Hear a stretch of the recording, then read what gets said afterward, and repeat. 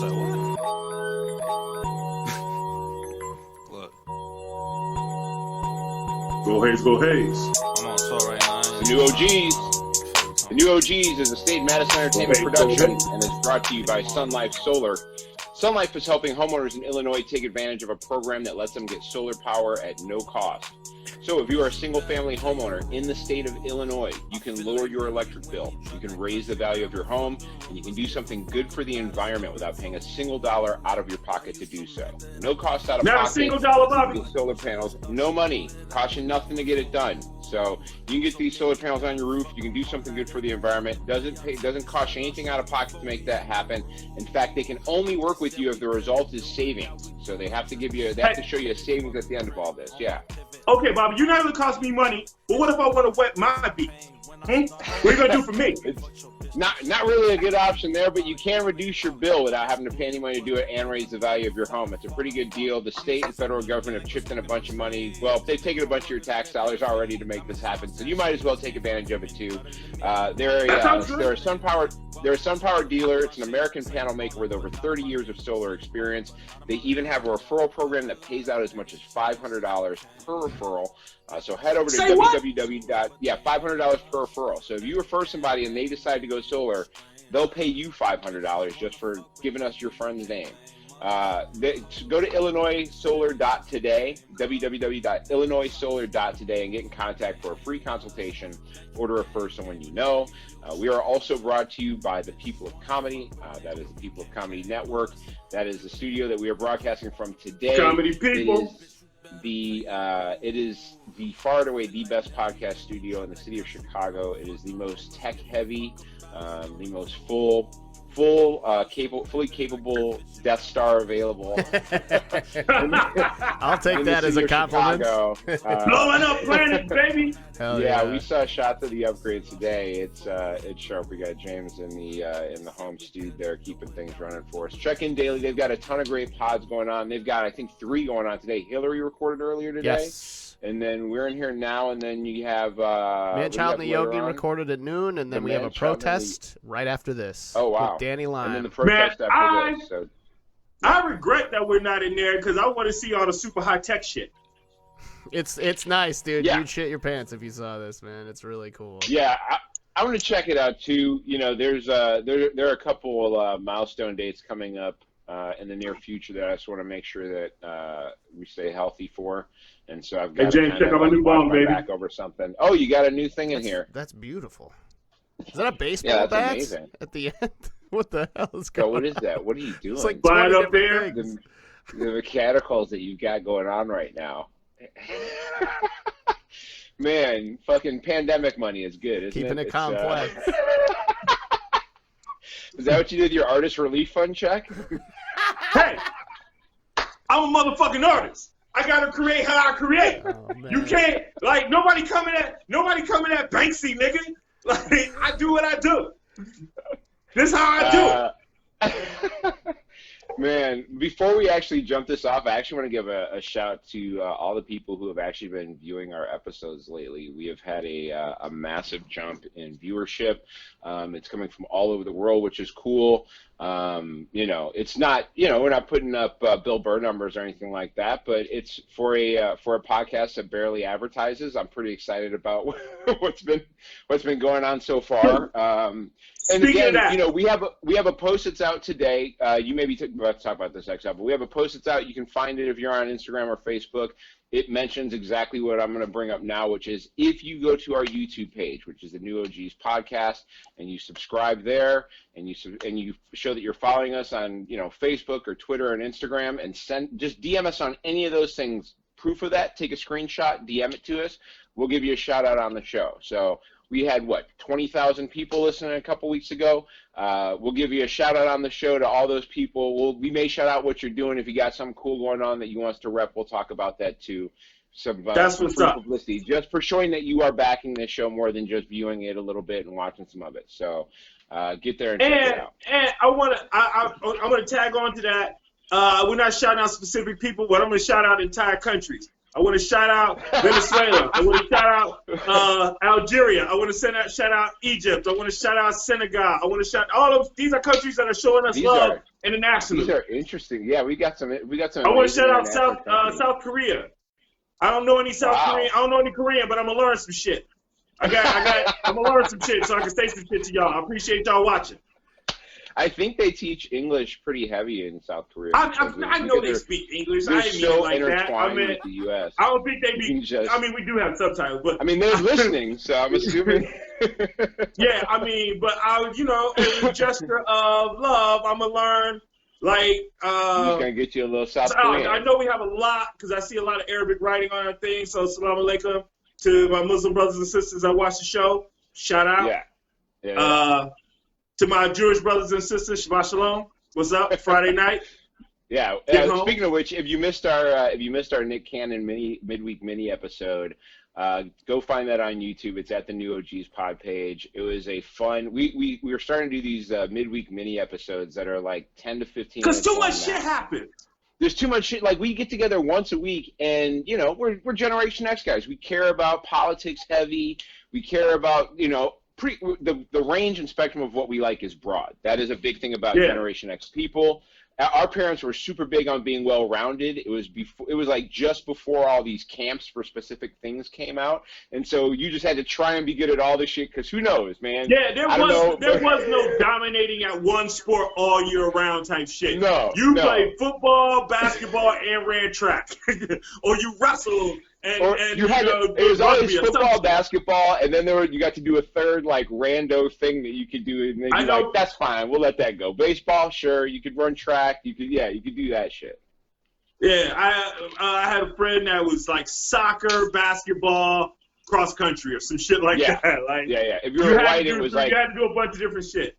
If you're white, it was like volleyball, basketball, and then something else. It was hockey. Yeah, you played hockey. Lacrosse is huge now. Lacrosse is big. Lacrosse seems like something you should be able to play in COVID. Like, you could probably wear some sort of mask. And there's a lot of like. Have you seen what they're doing in the NFL? They're talking about doing masking up the whole thing, like clear guard on the front and the bottom. Like, there were people that kind of had that already for a while. Some quarterbacks, I think, have like a kind of a shield like that. So you can do I actually always wanted one. That shit came like right around when I stopped playing. I think is when the first person had one, and I was like, yeah. Like, I think when I was playing, they were. I'm trying to remember. Were they illegal at the high school level when I played? I forget. There was some reason why I couldn't have one, but I thought they were dope. I wore contact lenses. If you're a defender, you look ominous as fuck. You just like Darth Vader, dark and shit. Like, remember LaDainian Tomlinson used to wear the one that was like almost like a reflective shield, and so like you just couldn't see where his eyes were going at all. Which is what a great help if you're a running back to be able to not have anybody see where your eyes are looking, so they can't pick up where you're completely. Going, you know what I mean? As a matter of fact, I can't remember. There was somebody in the NBA. I think it was LeBron that he had like a minor eye injury and had to wear glasses. And he wanted to keep wearing them because they were kind of reflective, and people couldn't see his eyes. And NBA they were like, "Nah, nigga, like, you have too many advantages already, fam." You don't need any more help, brother. You don't need any more help. Yeah, man. It's been a wild week, so we might as well just get into rolling about what's happening in it. There has been some movement in the Brianna Taylor case. I think if you're on social media at all, you get a lot of. There's a lot of what did Tristan Smith say the other day? Shout out to Tristan Smith because Tristan Smith's been killing it, man. Funny comedian the other day. He said, "I love how I love how white people have turned Brianna Taylor into a Rickroll." Blah blah blah blah blah. By the way, arrest the police officers. Yeah. Shit. Yeah. That shit is so real, though, man. Like, and it's there is a thing where, like, after a while, you're like, okay, every day we are continuing to say the same things, and there should be movement in this. But you got to remember, the Attorney General of Kentucky is a dude named Daniel Cameron, who for sure doesn't give a fuck. You know what I mean? Like, he should be giving a fuck because he's a brother, but he's a Republican brother who is a Mitch McConnell homie. And Mitch McConnell don't give a fuck for sure. I do. So I know in election politics, July is early. right. Okay. Yep. But it's early. But these motherfuckers is pulling up. The Democrats are pulling up some big numbers. You know what I'm saying? Yeah. It's still early in the game, but you're behind by a lot. I wonder how long. Excuse me. I mean, I can understand going down with the ship, because even if you go down with the ship, there's a job on the other end when y'all are fired if you don't sell a motherfucker out.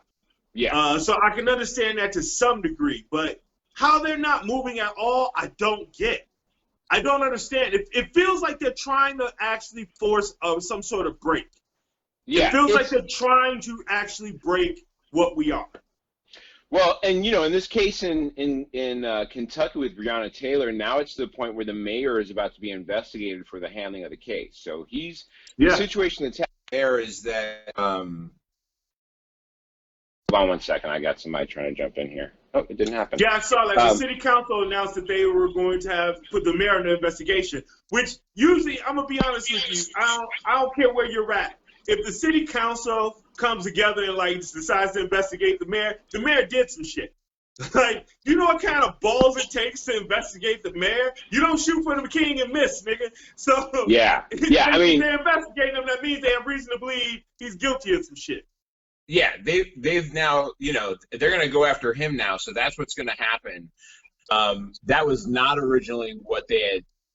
I mean, that's not originally what they were going to be doing, right? They're trying to get away with this whole thing. We had forgot about everything, but this recent issue that happened where there was a whole sit-in that happened outside of, I think it was Daniel Cameron's place, and they arrested all those people. I mean, there's been a lot of stuff still going on that hasn't been covered this whole time. That now we're going to see because of this investigation, right? Hopefully this will create more awareness and really put the heat on Louisville to do something about this situation. If that means the mayor resigns, that's not a terrible start either. Yeah. More than the mayor needs to resign, a whole bunch of people need to lose their job, and it's insane that it's taking this long. The mayor's excuse this entire time has been, well, they didn't turn the cameras on. We don't have cam footage. Which that alone should be that right there. People are talking about things you could do for the places that are keeping police. The places that are keeping police, it should be automatic. It should be just like a DUI. If you refuse a breathalyzer, you're arrested. You're charged. You're presumed guilty. Right. If you turn off if your camera's not working, you turn off your cam. You're presumed guilty. There's no positive reason to turn off your cam. Right. Yeah, absolutely. Yeah, there's no reason for that at all. And that happens constantly in those cases. And, the whole thing is just the qualified immunity stuff has to go away.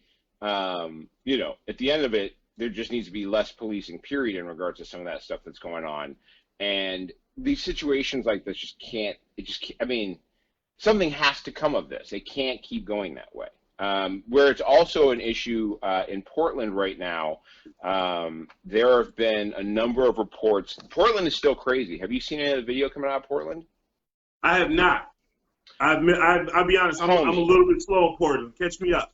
Homie, they are, I think, 49 days into it out there, 49 or 50 days into nightly action going on in Portland right now.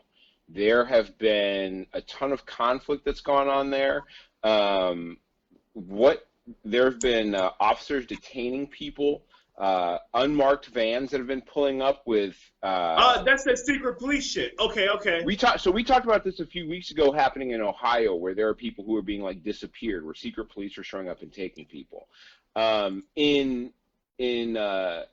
Oregon, Kate Brown, who's the governor, has been dealing with this issue going on here, and Trump deployed a bunch of Homeland Security people, including Chad Wolf, who's the Secretary of Homeland Security right now, to try and quell what's going down. So he's in Oregon right now, and the governor is fighting with Trump at the moment, calling all this shit political theater, but there's legit nightly videos of straight up cats in military fatigues jumping out of Dodge Caravans, grabbing people up, no Miranda rights, no nothing, taking them away. People are getting taken to federal buildings, not getting arrest paperwork done or anything, and then like kick back out on the street later.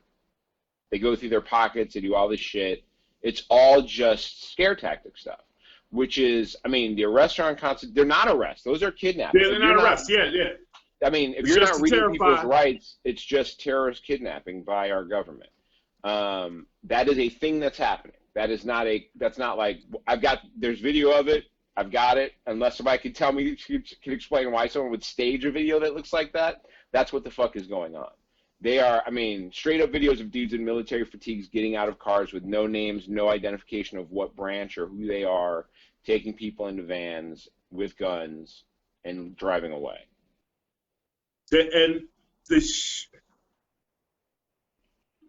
I just don't understand how much more we need to see. The people who, I understand it's hard to admit that you're wrong, okay? Right. I wore parachute pants for a whole year after they were fashioned, okay? A whole year. I had like a bunch of different colors. I had just bought a bunch of new ones when that shit started to fade out. I wasn't letting that shit go. It was hard. I wanted another year. I didn't get it. I had to let that shit go, man. They gotta. It's just, you know, let that shit go. There's a breaking point at some point, right? Like, you can't. There's like a. The thing that everybody wants to argue about is the generationality of the impacts of the things that people do, and it's been used to deny racism and racist ideology in this country, and they will use it again to deny why there will be a generation of people that grow up with complete distrust and dislike of the government and the military and all these things. And it's because of these tactics. It's because of these things of, like, you know, these lessons we've definitely learned. We've definitely been taught what fascism is supposed to look like, right? Like, we got that message. We got it. And when they're doing this, it's like, you know, do you think we're supposed to believe this is how that's supposed to work? Because that doesn't seem acceptable to me. I honestly, man, the way shit is happening right now, nothing. When I tell you, Bobby, nothing would surprise me from this motherfucker. Right. Like, if he was an actual real life Dracula. Like if 12 chihuahuas burst out of his body on November 4th. Talking chihuahuas that, like, right. These are aliens. His voice. Chihuahuas with Donald Trump's voice. That would explain so much. That would explain everything. Oh my God, it was 12 chihuahuas. It was 12 chihuahuas. It would explain everything. The taco lunches like the that he last had. 4 years would make so much more sense if we knew that it was 12 chihuahuas running the motherfucker the whole time. Like what if it was like 12 of the dogs used in the Taco Bell ads? Like, that would make the most sense. Like 12 of the Yo Quiero Taco Bell chihuahuas, and they burst out of Donald Trump, and they were like alien dogs that had the fact that they were subjugated as pets, and that's why the whole immigration ban. By the way, I got to break for a second, Bobby, and apologize to the audience. If you've been watching the show up to this point, I have not been looking at the camera. Well, one, because you are high. I switched my setup today, and where I normally would look for the camera isn't where the camera's at, and I'm looking at the picture of Bobby talk, not where the fucking camera's facing me at. So if you've been like looking at the side of my face and I'm looking like I'm talking to some, you know, small person sitting in the room with me, I apologize. I just realized that I've been trying to correct on it, and I'm going to talk here from now on. So we opened the show. Sorry about that. We opened the show with you hitting something that looked like a piece of an engine or something as a pipe. So, you know, the odds that you may forget where you're looking or supposed to look is probably. It is a pipe attached to a bong attached to my soul. It's delicious. It's you got the whole thing going on. It's technically not an invention. It's just some cool shit. That's all it is. It's just some cool shit. That'd be the most effective thing for me to figure out, is if he was just 12 chihuahuas. In some news that he will probably be opposed to, did you see the Pentagon move today on flags? The Pentagon put out a list of the official, acceptable, and only acceptable flags to be flown at military installations and bases, and they just did not include the Confederate flag on that list. Now, the biggest story about this isn't about how this fucks with Trump. It's the fact that the Confederate flag was a flag that could fly at a military base. What the fuck? What the fuck? What the fuck? Yeah, man. I didn't even know that was a thing that could happen until today. Why did you not think that was the case? Because that's a military we defeated. That wasn't us. Homie, there's 10 Army bases named after guys we beat. I understand that. Can you imagine? But here's the thing. Those dudes had a history as American generals before they were Confederate generals. I don't give a fuck. Traitor is a traitor. Yeah, you're right. Obviously, I want all the motherfuckers gone.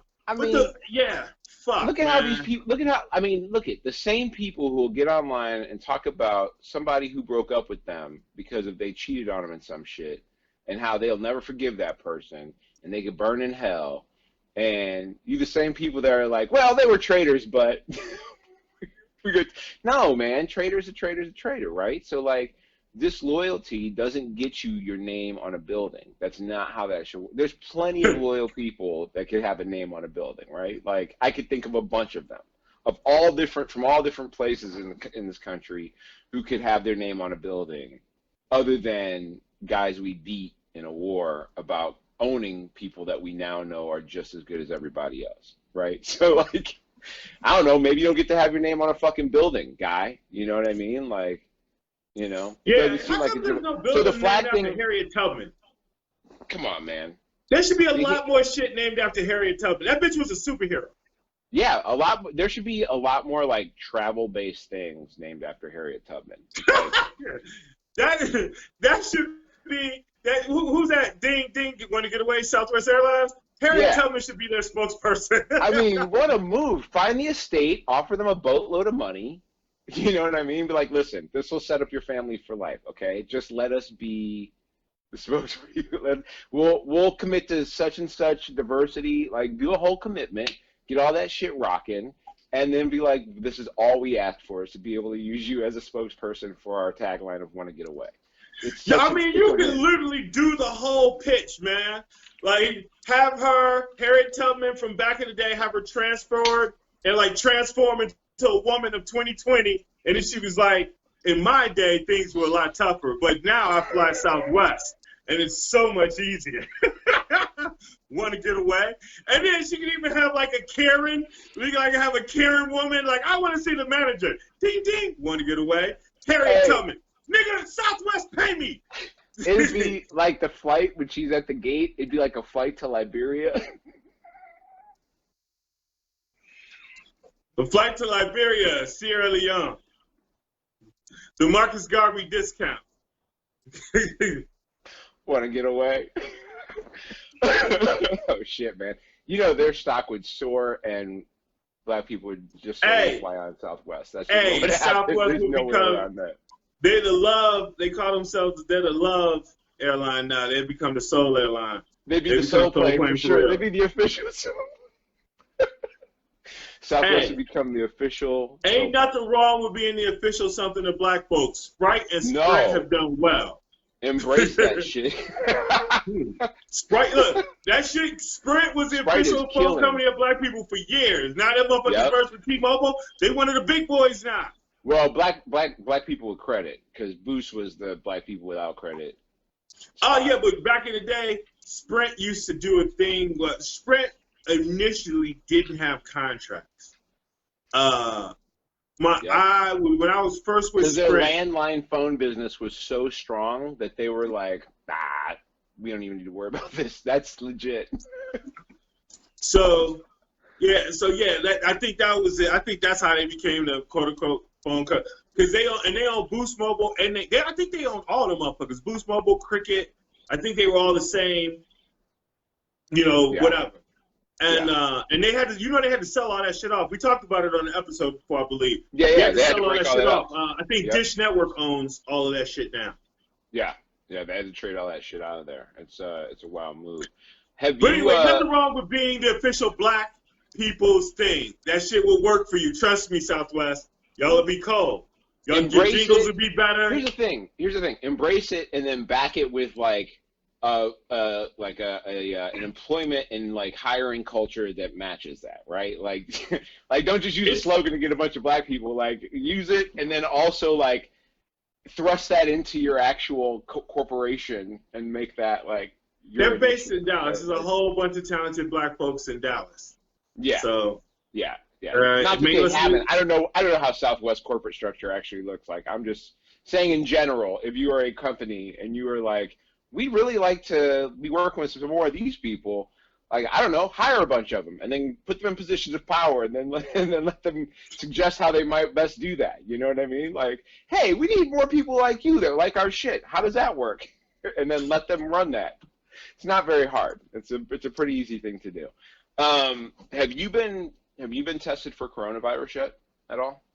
I have not been tested, but you've had person I'm with has been tested, and I have been with them before they got tested, so they were clear, so that made me feel like I was okay. How about that? Yeah, same situation. Other than you and James, I've seen James once since the shutdown happened, and you're the only other person I've seen outside of the person I live with, and being at the grocery store. But the only person I've spent any time with, in any capacity, has been meet up with you for 5 minutes at a clip here and there, and maybe 20 minutes one time. So yeah, I've been fine. I've not even been around enough people to give them anything if I had caught it. So I've quarantined long enough that I've been quarantined enough times that even if I'd had it, I'd been through it at this point. So I don't assume I've had it. I do hate this shit though, because every time I cough a little too long from hitting the bong or some shit like that, I'm like, it got me! It finally fucking got me! Yeah, weak coughs are a bad thing to have in a pandemic, man. It's a real threatening thing. You're I believe that you'll have one of those weak coughs that come back from earlier, where you're I should have coughed earlier, but I didn't. But it hits you minutes later, and you're but you're sometimes you're high and you're just oh shit, was that right, I was smoking earlier. That's the only reason that shit happened. That's the only. Numbers in Illinois have been going down, right? You guys are down, or are you guys up? We are down.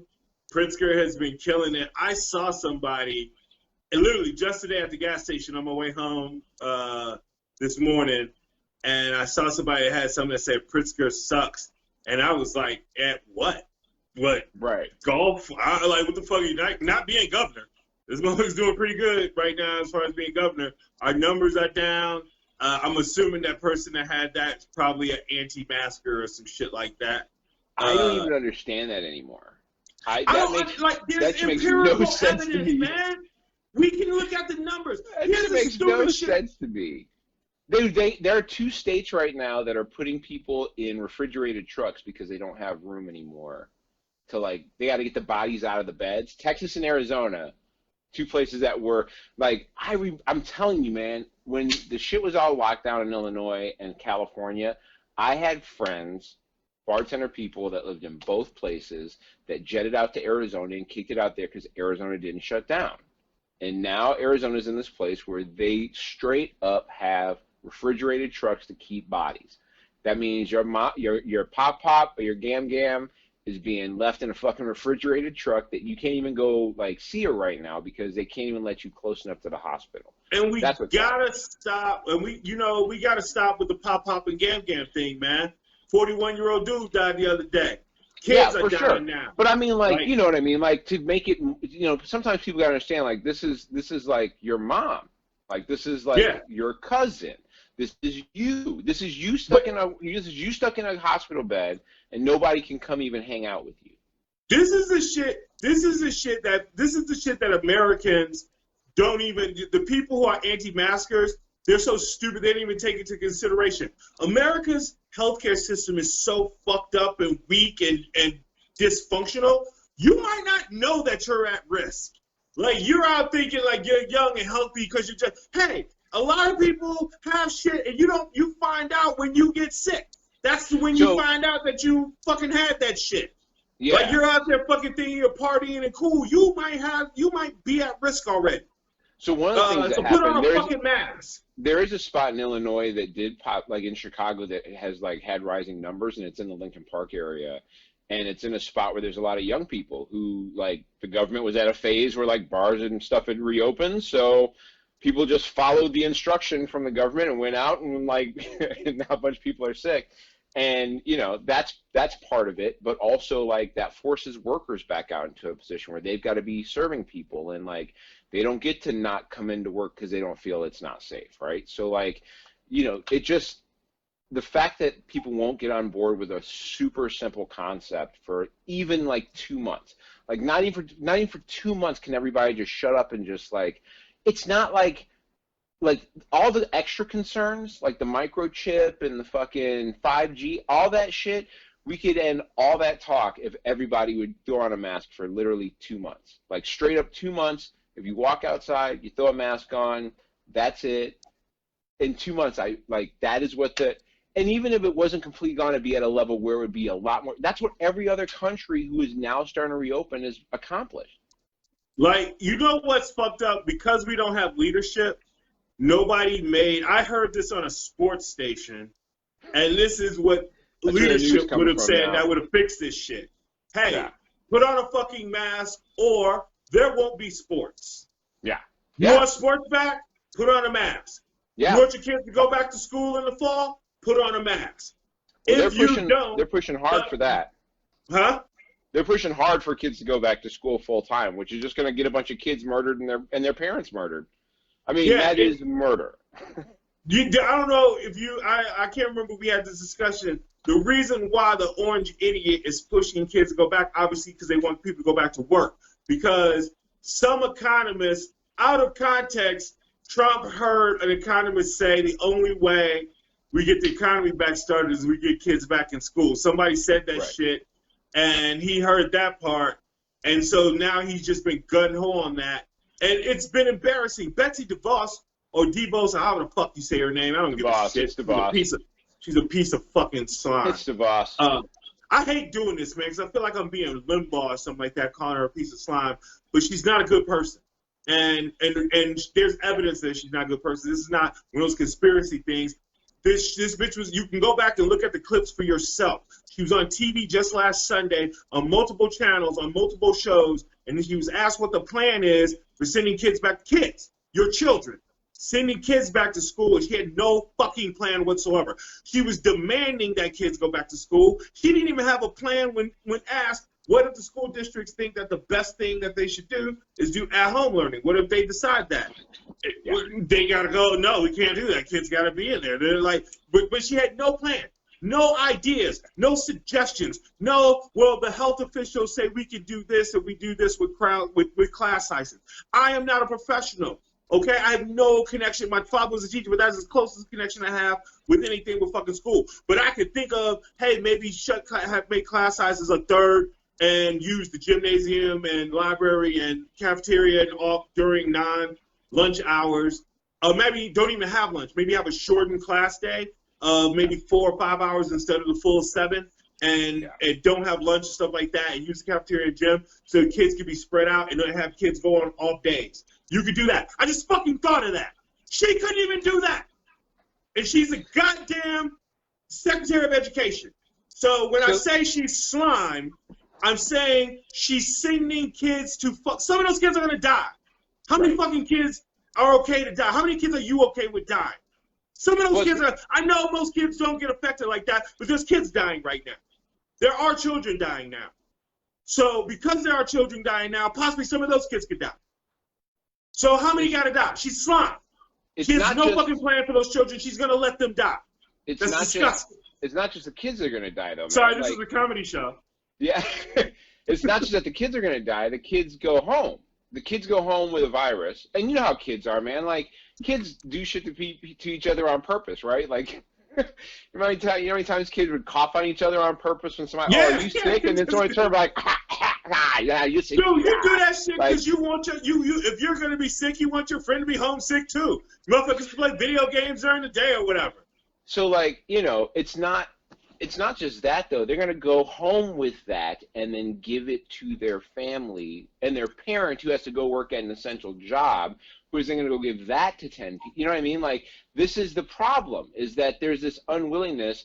And the issue that comes out of this, and I think people get really confused on this, because everybody wants to go, the government is bad, the government doesn't work, look at how the government doesn't work. But it's important to recognize that the people that are currently in the cabinet are people whose sole goal is to try and diminish the power of their position. Their goal is to make themselves as irresponsible for anything that's going on as possible, because their belief is in a version of small government. But what they confuse in trying to these talk are people about, who think the Department of Education shouldn't even exist. What they confuse about the idea of small government doesn't mean that you shouldn't ever give, like, recommendations as to how to proceed. So what Devos does, who has no education degree, has no right to be the Secretary of Education, who is related to a person whose multi-level marketing organization condones a side education program that is taking so much money from blue-collar families that are just trying to find a way to make some extra money. So, like, for her to be involved in anything related to education is ridiculous in the first place. But then on top of that, you know, what the goal should be is to go, we recognize that there are urban and rural areas of the country, and how classrooms work in different areas is going to be different. While we don't believe that we should mandate specifically how it should work for every single school in the country, because that's a lot of schools, we are going to produce recommendations for small schools, that have class sizes or total enrollment sizes of this much, and schools that have class sizes and total enrollments of this much. We're going to set out recommendations for what we think is possible in areas that have a large amount of computers. We're going to provide computers and internet service in these areas so we can stagger some things if that's like, we're going to fit the need so that this country can continue to educate the children in a way that works. But we're going to back the plans created by, and then you could make it, that I would accept. But I agree, the idea of having no plan at all is unacceptable. And now you got teachers writing it, like rewriting their wills and shit before they're going into the school year, because, you know, kids are going to get teacher sick and they're going to go home. And these teachers make no money now. They're going to get janitors sick. They're going to get administrators no money sick. Now. Janitor, Excel my janitor, right? Isn't that the... Dude, okay. Here's another thing. You know, you got a 15-year-old. You got a 15-year-old. I got a 14-year-old. They both need to continue going to school. They're not done baking yet, right? They're not done baking. Exactly. They need to keep learning, but and our kids are fucking smart. Like, they're smart. Our kids are the kids that actually enjoy school, motherfucker. So, our kids are the kids you want to have continuing to go to school, right? Yeah. But, like, and I certainly recognize that, like, part of the reason we're in the spot we're in now, where there's so many people that are arguing against sensibility, is a lack of proper education. So, like, continuing to stagger that is not going to be good. And definitely it's hard for parents to both work their job, even if they're working from home, and raise it. All that shit I recognize. However, the federal government needs to step up and not necessarily mandate how it has to be, but like, what the fuck else are you doing all day for the Department of Education if you're not at least creating recommendations for different size classes, schools, and population, and how to support that? Everybody understands. Every state is different. Every region is different. The rules for the city of Chicago and the rules for Appalachia are going to be fucking different. We get that. But you could put guidelines out. You could put, hey, kids should be spaced out at least this much. There should be no more than this many kids in the classroom. Classes should be about this length of time to prevent them from being in the same space for too long. After every class, maybe an aerosol spray should be sprayed in the air to, you know, disinfect the room. I'm thinking of this shit off the top of my head. This bitch was on 3 shows on TV, and she couldn't think of one thing. Here's what the federal government does. Here's what they should do.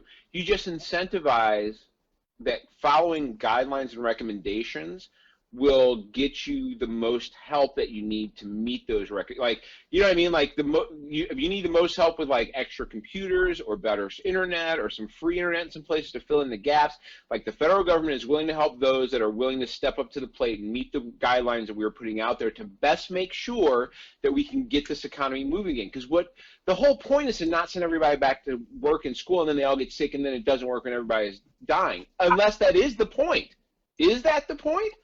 Because I feel like there's part of it that's the point. Where part of it is like, well, if you have a lot of money and you can afford to send your kid to a private school where there's only 10 people in those classes anyway, so they can afford to send those kids to school and stagger them, and they've got good internet at their house. But you know who definitely will have to go to school when they reopen schools?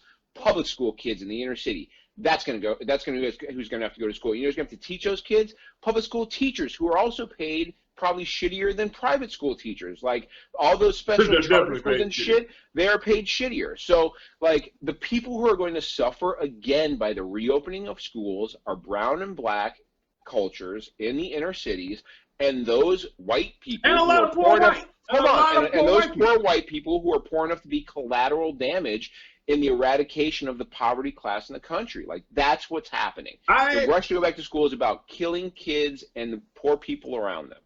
I graduated from college 20 years ago, and I think I know like 8 women that I graduated with that are teachers. My man. And I knew them since they were girls and I was a boy. But 8 women that I graduated with that were teachers, and they came from blue collar, Southside Chicago neighborhoods. Like their parents were okay, but they weren't rich. They didn't come from money, and they had to be a teacher on the South Side. Like they didn't have options to go anywhere. They had to be a teacher in a fucked up neighborhood where they needed like security and shit like that. Like they required that shit. So it's not. I mean, I do want to focus on black and brown, but when we do that, sometimes the way we word things makes it sound like we don't give a fuck about poor white people. I give a fuck about poor white people because poor white people are closer to me than obviously rich white people. The rich white people. Yes. And I'm not saying rich white people don't give a fuck about shit, but poor white people, nigga, we in the same boat. They don't give a fuck about y'all either. There's a thing with there are multiple. The tough thing about social media, where you see a lot of these arguments happen, is that there's a nuance that you cannot really cover in the depth of an interaction on Facebook or Twitter. It's so hard to navigate that, because there is an issue of class problems in this country, and there is an issue of white supremacy in this country. And those are two separate things that play off of each other oftentimes, that create these issues. White people who are poor. The entire foundation of white supremacy is using the poor white class and using them as a wedge against the browns and the blacks, the colors. And a lot of immigrants. I mean, immigrants that are even, in the past it was used against immigrants who are just the new white people, right? Like the new poor. If you're poor, there's a class issue that goes on where but the issue is because of systemic issues that have relegated people of color to the low end of that economic spectrum, the war against the poor is essentially a war against those people. And then white poor people, if we were all just one race, it would just be a war against poor people, right? It'd be real easy. You'd be like, oh, this is simple to spot. They're just putting it, but that's why that's why the creation of this interracial, intercultural, like it's hard. If you demean people who are lesbians or gay, the LGBT community, and then by demeaning them, what happens is they get relegated to jobs that are not high paying, which means they get stuck being poor, which means they get caught up in the same collateral damage. It's the same issue where by creating marginalized groups, you demean them to the point in their job capability that they can't earn enough normally to get out of that unless they are willing to play a role or physically fit a part that they need to get there. And so those are two things that are super intertwined, but it's happening. I mean, that is a thing that for sure happens in the school system as well. That's just an issue that's going on there. In the meantime, though, did you see that Trump has flipped on masks? He's now like, everybody should wear a mask. Georgia is telling people they should be wearing. Alabama, Kay Ivey telling people they should wear a mask. You know, I thought I had this thought, and then I heard somebody else articulate on MSNBC. I can't remember who it was. So I think it was maybe Charles Bull. I can't remember whoever it was. They basically said, even though Trump's numbers are trash right now,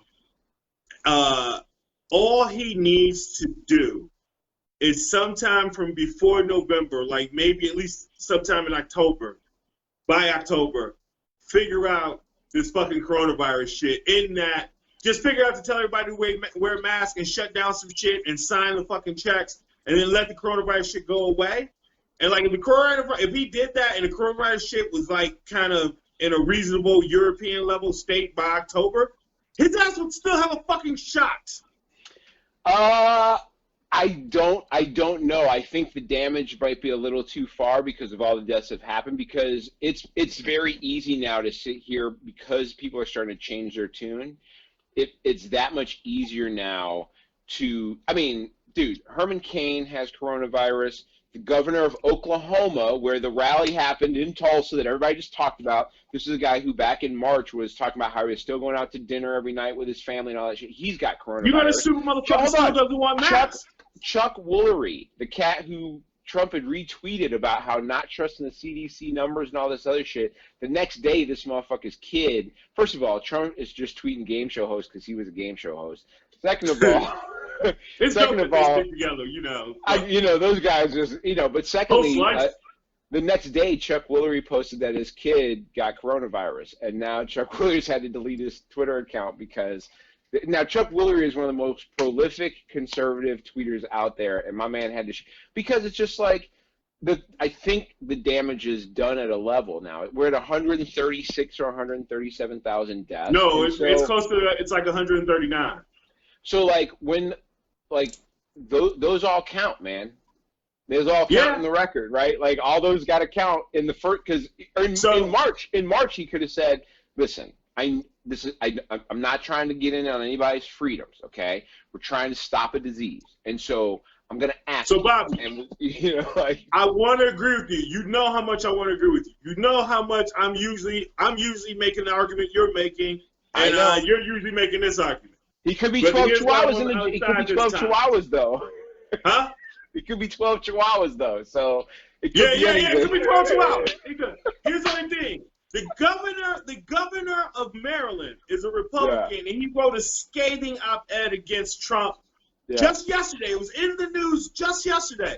However, when he was on TV and was talking about the op-ed that he just wrote, talking about how horribly Trump has handled this coronavirus situation, when he was asked point blank, "Are you going to vote for Trump?" he wouldn't say no. He wouldn't say he was like. I can understand not equivocating on voting for Biden. He's a Republican. They're not going to say that right now, though. But they're not going to say that. I can't vote for Trump. No, you're going to get very few people. There's only a few people that are bold enough to say that. Mitt Romney, I think Lisa Murkowski. There's only like he wrote an op-ed. He wrote an op-ed saying the dude was trash. Yeah. The whole interview, he said the guy was trash. He even said he shouldn't be reelected. Yep. And then that's what made the person say, "You say that shouldn't be reelected, so that means you're not going to vote for him?" And he was like, "I ain't say all that." That's the shit that scares me, because if somehow this motherfucker finally just succumbs, somehow figures out, he's going to figure a way that he doesn't have to swallow his pride. He's going to figure a way to pivot and make it look like the shit was all his plan, and he'll do that, and everybody starts wearing a mask, and everybody stays in for like fucking 90 days or some shit, not 90 days, but 70 days or some shit like that, and then all of a sudden, boom, the fucking coronavirus is down everywhere, and America's like at a reasonable rate like everybody else in the world. I promise you, man, a lot of the motherfuckers that voted for him before might still be there. Don't get me wrong. I mean, so like the thing is, like, obviously with all the polls coming in, first of all, Kanye's out. Kanye's already out the race. Wait, is it official? Because I've heard mixed stories. Stop, man. Kanye was never in the race. Okay, Kanye was. That was my feeling. That was my feelings. However, He's filed paperwork in Oklahoma. He's on the ballot in Oklahoma. Well, I don't know if he's on the ballot. You know how people just start setting up websites but I didn't know he was shit? on the ballot in Oklahoma until they announced it yesterday. You know how people just start setting up websites for you and shit? He got so many people. One of his people was probably just like, oh, he's running, let's just get some shit. Somebody spent some money they weren't supposed to spend probably right off the bat. He was like, no, it's just bullshit. No, it's like, he is out. You know, Trump is, don't be wrong. The polls are the polls, right? I don't trust the motherfuckers. I know they show Biden with a big lead. I like to try to account for the fact that there is at least some level of a bubble to my experience, right? Because I listen to a lot. I watch plenty of, you know, more left-leaning stuff than I do right-wing stuff. Although I have been watching some Fox News lately. It's hilarious. Not to be a math nerd, but everybody keeps talking about polls. The polls were right last time. The polls were 100% correct. Hillary won by a lot of votes and was within the margin of error. They were wrong about the goddamn what's your face? The Electoral College. Electoral College by 77,000 votes. That's a rounding error. Yeah, that's not a wrong poll. Good. That's just like, we're gonna go this way. Oh shit, we should have went that way. Like, that's pretty good. That's within the mathematics. Yeah, and you know, Biden came out and gave that speech the other day, and he sounded awake. He sounded like he was alive. It sounded coherent. You know, I think. Listen, I'm 100% okay with Biden playing Prevent D. I don't give a fuck. I'm 100% okay with it. I think that it would be, and I'm still not landed on where I'm going with it right now. Obviously, I would never vote for Trump, but like, I think it would be a smart move right now because Biden's not going to get replaced by the time the election comes out, right? He's not going to get replaced by the time the election comes out. So, like, the best move for people that would not like Trump to be president would just be to like probably ease off on at least attacking him at the moment, right? So here's my that'd be my suggestion. Here's my fear. Here's my fear, Bobby. Yeah. Here's my fear. Trump, like a lot of people, I've been looking at okay, let's go back to the polls a little bit. Everybody keeps talking about the polls, they don't want to trust the polls. Let's say the polls are wrong. Even if the polls are wrong by twice the error that they were with Hillary. Right. Biden's lead would still win by like 4 points. Yep. Like that's how big his lead is right now. Yeah. Knowing that Trump isn't the type of person who would actually face a defeat. Like, he just won't do it. And everybody thinks that we're afraid that he won't leave if he loses. What I'm afraid of is that he fucking resigns in October right before the election. Ooh. And then everybody gets excited and votes for fucking Pence. Because nobody likes Biden. That's an interesting call. That would fuck up everything. That's an interesting call. Two things would happen. He wouldn't have to face defeat. He could make up some bullshit like I was never going to work. They were against me. I didn't care about. I thought I was going to win, but I knew we were going to lose the Senate, and I didn't want to be there, and I didn't want to work with those damn Democrats, so I resigned. And blah blah blah. I wasn't going to stick around for that. And Pence, we end up with fucking Pence. I mean, and they're the Senate because he's Pence losing a lot of favor on the right too. There's a lot of people that are starting to be less supportive of whatever he's talking about. He's continued to have those issues. So I don't know. No, Trump. I mean, there's a lot of Republicans that are starting to like dip out on him. So I mean, there's a bunch more in that we'll probably add. I think there's a midweek coming that we'll get into some of the. I think we have a midweek coming that's just Trump related shit going into the election. So there'll definitely be some more on that. I want to get on some fun shit before we get out of here. Do you have the new Peacock network? I set up a dedicated line for when we started doing this show and got Comcast or Xfinity, and I had Peacock a month ago. Okay. Was that how it worked? You got Peacock early if you were on Comcast? If you were an Xfinity person, I think Peacock was available to you through this. They have a device that you can get. It's just like a bigger version of a G.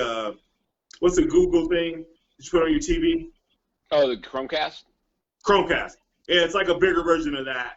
And it doesn't have as big of a network because it's owned by Comcast, and Right. Comcast doesn't want to fucking put Disney shit on. It doesn't want to put, other network shit on.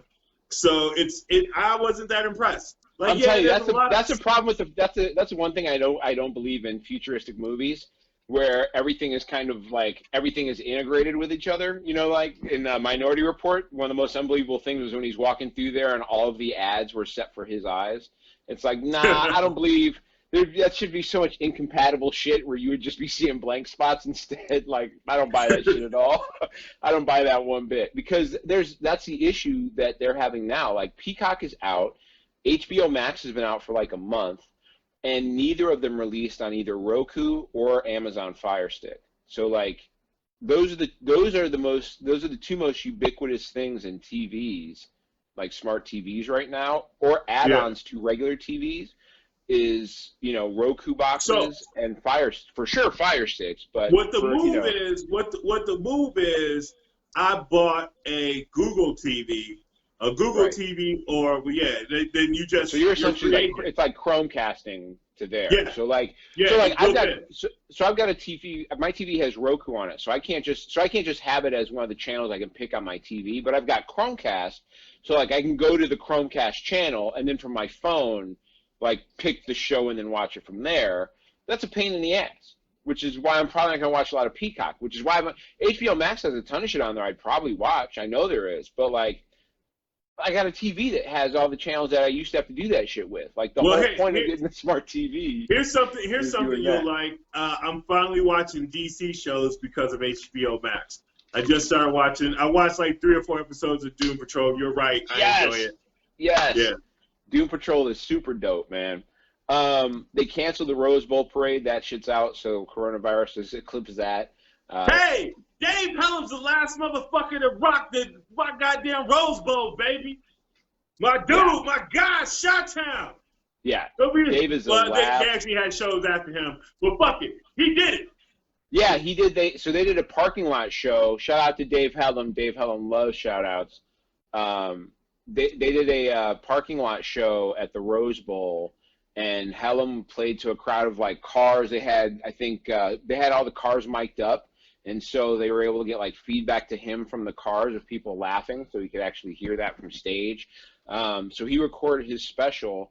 Dave's a Chicago kid, recorded his special out in L.A., which is amazing. That's an amazing thing that happened. Have you listened to Clark Jones' podcast at all? Classic Black Dude. Yeah, I haven't listened to it in like a month, so I'm behind some episodes. But I was listening to it strong for a while. Very cool podcast. I mean, people from Chicago have been really crushing right now in the pandemic. Meg Stalter's out in New York. She's got, 70,000 Twitter fans now. She's doing cameos for people. She's got shit blowing up. Dude, I didn't know this. I don't know if you watch Colbert. She does voiceover work with that cartoon network. When they do the network TV people, she's the ditzy blonde cartoon character. That's Meg Stalter.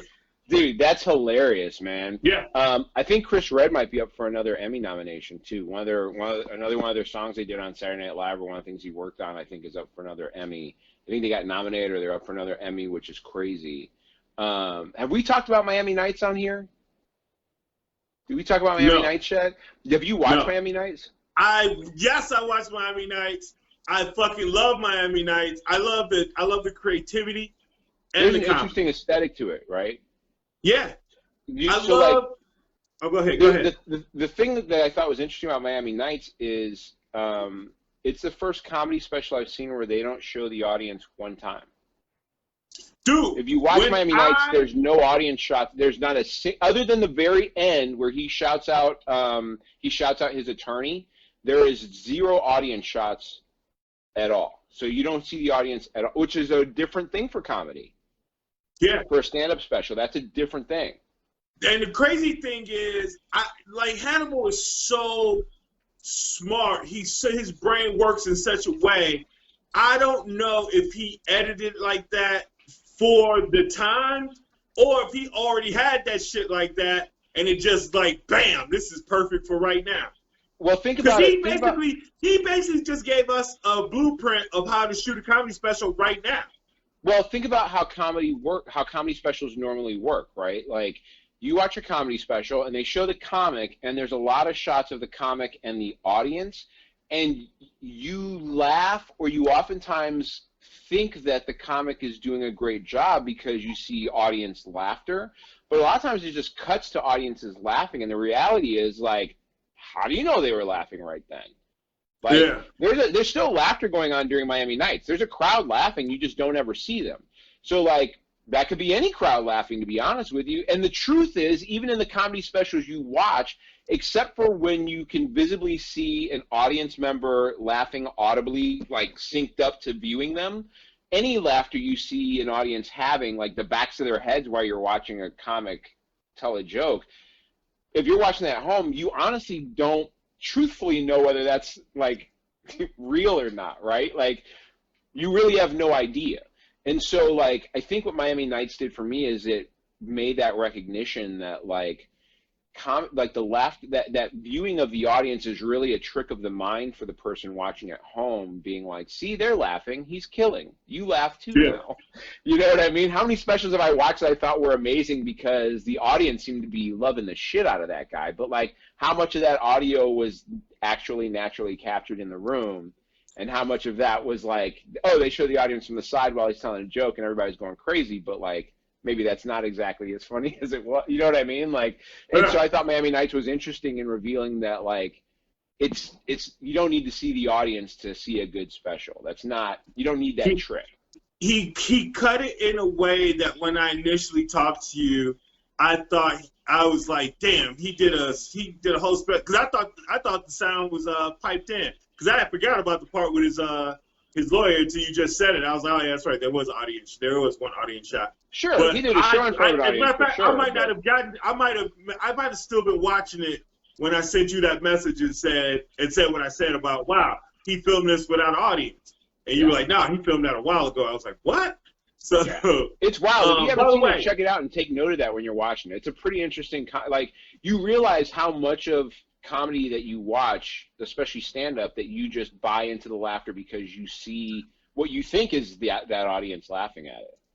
I'm not accusing him of this because I don't know what his relationship with these people are, and I don't know if he even thinks like this. But he did some stuff multimedia in there that was really funny, and he did some stuff with some voice amplification and things like that. And it almost felt like he was taking shots at a couple people who I'm not going to name, because he did this shit like he didn't say nothing. He didn't say anything about anybody. But the way that he did it, it was almost like, I could do this shit too. It's not that impressive. And he just kept doing this shit, because I was like, this isn't his thing. This motherfucker don't have all this extra shit with his stuff. And he did that with this special. It might have just him being artistic and expressing himself. But there are a few comics that, like, that's kind of their whole thing. That's a major part of their show. Yeah. And I don't know if that was a shot or if that was just him doing an artistic thing. There's room for this shit either way. I thought it might have been a shot.